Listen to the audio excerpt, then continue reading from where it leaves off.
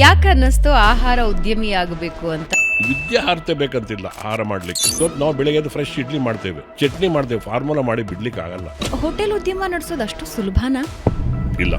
ಆದರೆ ಈಗ ತಾನೇ ಹುಟ್ಟಿದ ಮಗು, ಆ ರೀತಿ ಬಾರ್ನ್ ಬೇಬಿ ಕೇರ್ ಇದಕ್ಕೆ ಬೇಕು. ಆ ಪರಿಮಾಣಕ್ಕಿಂತ ಜಾಸ್ತಿ ವೇಸ್ಟೇಜ್ ಆದ್ರೆ ಆ ಹೋಟೆಲ್ ಇಲ್ಲಲ್ಲ. ಹಿಟ್ಟು ರುಬ್ಬವನು ಇವತ್ತು ಬೆಳಗ್ಗೆನೆ ಊರ್ ಬಿಟ್ಟ. That is A men management ಅಂತ ಕರೀತೀವಿ. ನನ್ನ ಬಂಡವಾಳದ ಕೆಪಾಸಿಟಿ ಏನು ಎಷ್ಟು ಹಾಕಬೇಕು ಸರ್? ಹೇಳ್ತೀನಿ. ಜೆನ್ಜಿ ಮನಸ್ಥಿತಿ ಹೇಗಿರುತ್ತೆ ಅಂದ್ರೆ ಎಲ್ಲ ಕೊಲಾಬರೇಷನ್ ದುನಿಯಾ. ಇವಾಗ ನಾವು ನ್ಯೂ ಕಮ್ಮರ್ಸ್ಗೆ ಮಿನಿಮಮ್ 60% ಆಫ್ ಅಮೌಂಟ್ ಶೋಕಿಗೋಸ್ಕರ ಬರೋರ್ ಪರ್ಸೆಂಟೇಜ್ ಎಷ್ಟಿದೆ ಸರ್? ಸಿಕ್ಕಾಪಟ್ಟೆ ಇದೆ. ನನ್ನ ಹೋಟೆಲ್ನಲ್ಲಿ ಝೊಮ್ಯಾಟೊ ಕೊಡೋದಿಲ್ಲ, ಪಾರ್ಸೆಲ್ ಕಟ್ಟೋದಿಲ್ಲ. ಯಾತಕ್ಕೆ ಅಂತ ನೀವು ಕೇಳ್ಬೋದು. ಸೋಲುಗಳನ್ನು ಕಂಡಿದ್ದೀರಾ? ಸೋಲ್ ಕಳೆದ ಗೆಲುವು ಯಾವತ್ತೂ ಇರೋದಿಲ್ಲ. ನಾನು ಒಂದು ಸಂಸ್ಥೆನ ಕಟ್ಟಾಕಿದೆ, ನನ್ನ ಹೆಸರು ಹೇಳಕ್ ಇಷ್ಟಪಡಲ್ಲ, ಬೇಡ. ಹೋಟೆಲ್ ಉದ್ಯಮದಲ್ಲಿ ದುಡ್ಡು ಮಾಡಬಹುದಾ?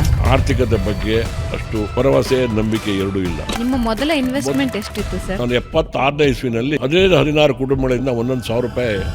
ಸೊ ನೀವು ಒಂದು ವೇಳೆ ಜೆನ್ಜಿ ಆಗಿದ್ದಿದ್ರೆ ಯಾವ ಉದ್ಯಮಕ್ಕೆ ಜಂಪ್ ಆಗ್ತಿದ್ರಿ? ನಾನು